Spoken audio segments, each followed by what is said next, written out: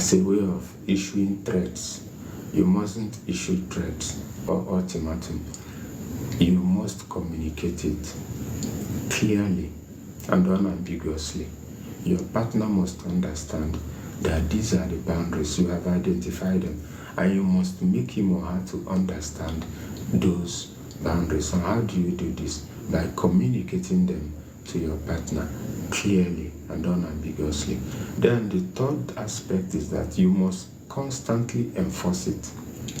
You must constantly enforce it. Now, for instance, I gave the example of your spouse going to your phone. If you've decided that you don't want your wife or your husband to touch your phone, there are things you need to do.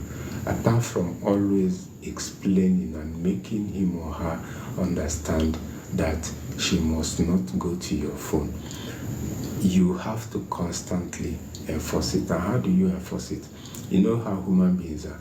You might tell somebody, look, my mobile phone is my personal business, it's my personal belonging. And before you know it, tomorrow, he or she will forget. Now, if she forgets, let me use the ladies as an example. If she forgets, you must remind her. Because by the time you're communicating it with her, you've made it clear that you don't have the intention of touching her phone without her permission, or she touching your own phone without your permission. You've made it clear. Maybe she strayed and she went to your phone. You have to enforce that boundary.